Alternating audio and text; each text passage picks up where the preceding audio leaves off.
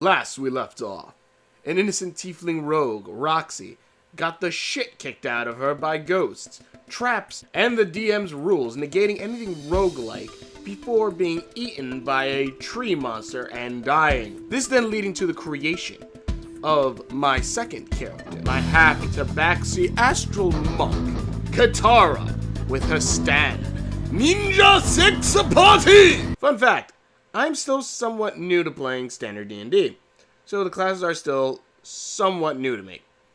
That being said, Kittara was a badass at combat. Being half tabaxi, her fists, instead of doing bludgeoning damage, could also do slashing damage. Also giving me an additional 1d6 unarmed on top of another 1d6 for the monk class. Then using her stand, or astral projection as D&D 5e likes to call it, allowed her attacks to be considered magical to beat resistances, as well as change her damage to radiant or necrotic.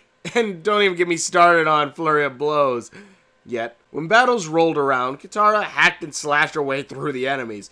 When they came up, that is. You see, now that I had a character who could literally fight almost anyone, and either leave with only a few scratches or be completely fine, more puzzles came up that didn't have to do with fighting. Best thing that came out of it, though, was one puzzle where we had to dance in a ballroom. The DM described how everyone in the party basically had to dress very fancy. Some ghosts basically making us some clothing. Then that came to Kittara in a beautiful red dress that made her gag. The DM then asking, well, what do you want to wear?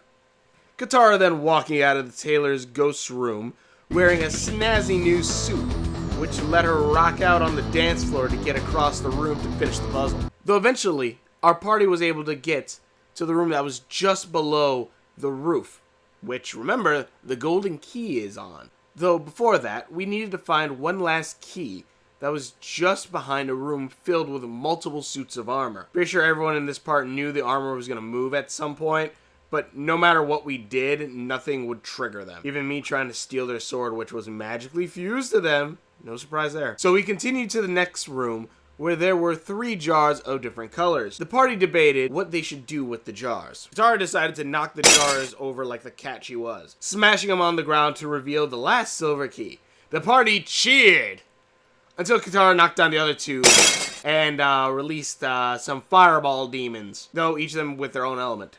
Kind of like those things from Final Fantasy. This then leading to a massive fight that nearly killed most of the party with fireballs. Kittara got singed a bit, but held her own as she reveled in the flames. After the battle, the party was actually badly hurt. Though, with a random loot drop, one of the party members got a radiant boomerang that basically dealt radiant damage. The party then moved on to the silver door that unlocked to the roof. And lo and behold, in front of said door were the suits of armor that now blocked our path. Again, no big surprise. We were then teleported to a field where there were 3 battles happening at once. Kittara and another player got stuck on the bottom ring, fighting a henchman.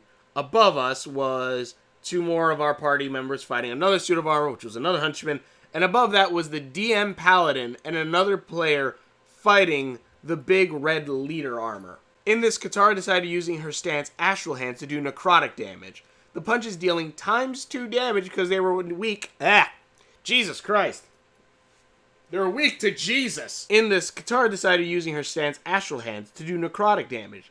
The punches dealing ×2 damage because the suits of armor were weak to necrotic damage. Kittara liking this a lot as we tore those armors to pieces. Eventually everyone teaming up on the last suit of armor, the DM Paladin and the other guy destroying the boss suit of armor. The team then destroying the last guy cleared the path, as we were then teleported back. Though the leader's suit of armor dropped a magical radiant sword with similar effects to the boomerang that the other player had picked up. The DM Paladin, however, asking if he could have it, since the same player already had the boomerang, and that basically, kind of did the same thing.